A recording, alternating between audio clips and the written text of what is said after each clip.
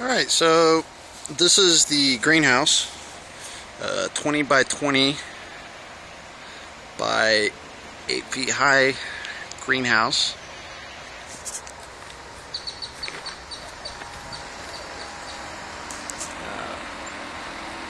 That black sheet that you see on top of the greenhouse, that is a shade cloth. That's a 60% shade cloth.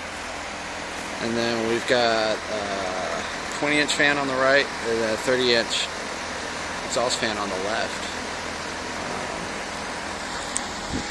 You can walk on over to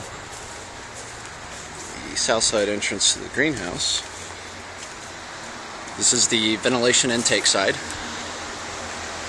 You walk into the greenhouse.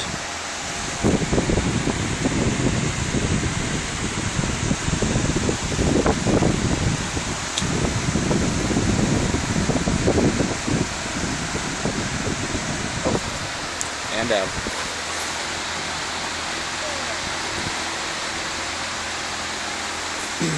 So,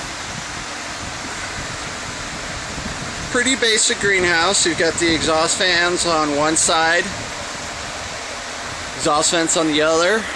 I pull air from one side of the greenhouse to the other. And during the summer, here in the next week, right over here along this side of the greenhouse wall, I'm going to install a 3-foot high by 10-foot wide wet wall. This is essentially a giant swamp cooler that's integrated into the greenhouse.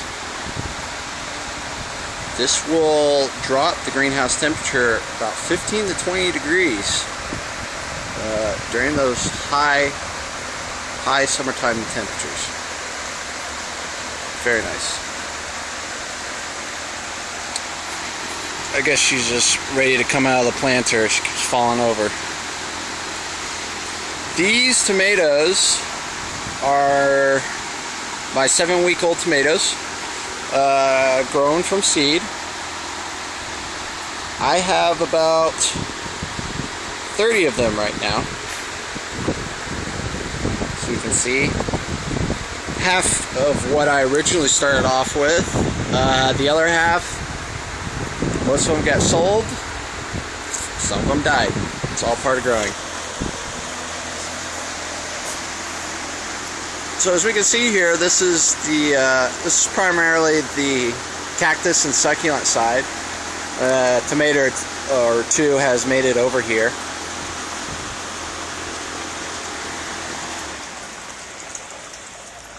As we can see right now, the fans automatically shut down. All the fan units are on a thermostat that is set at 80 degrees. Completely automated. This is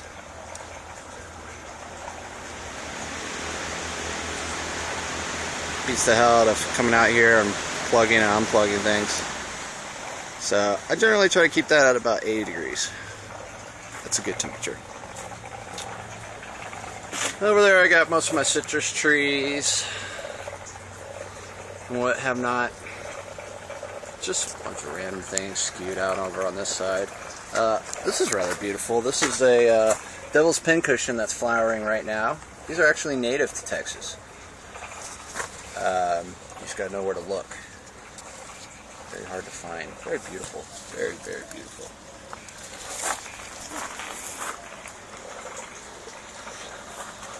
And over here, we have the NFT nutrient film technique hydroponic system. We've got various plants in here, from tomatoes, basil, to cacti and succulents.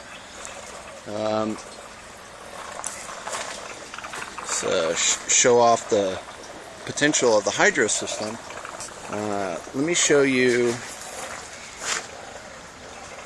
this guy that was grown in soil compared to the other guy that's been growing in the hydro.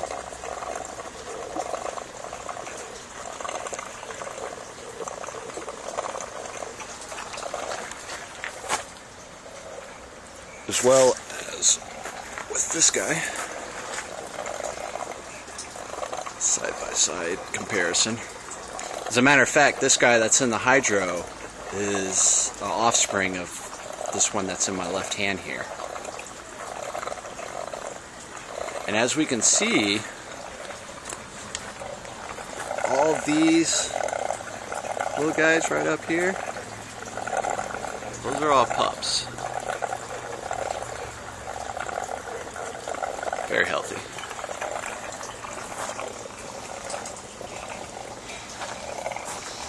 So we've got pretty basic hydro system for an NFT, chiller, reservoir,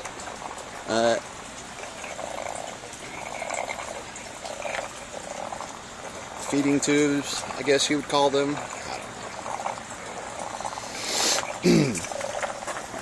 So this is it. Basil, tomato,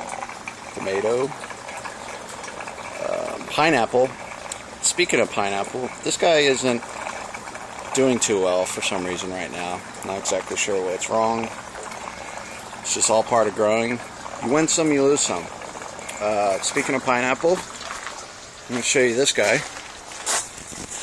This is pineapple right back here. This guy I've had for about, oh man, I don't know. Let's say 13, 14 months now. Pineapples generally take about 2 years to produce fruit. Starting from the vegetative state all the way to flowering to the final pineapple product is approximately 2 years. And these were all gathered from pineapples I'd gotten from the supermarket.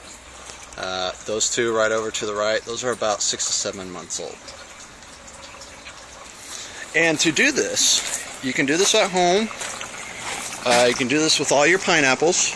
Essentially what you want to do is whenever you get your pineapple from the store, you want to make sure you get a full pineapple with the top on it. Check the top of the pineapple, check the center, make sure you have center growth in the pineapple. Look for green, fresh growth. When you're done with your pineapple, cut the top off. Pull down any extra dead leaves down at the bottom to reveal about 1/2 inch to 1 inch of the rootstock. Place the pineapple top in the water for about a week.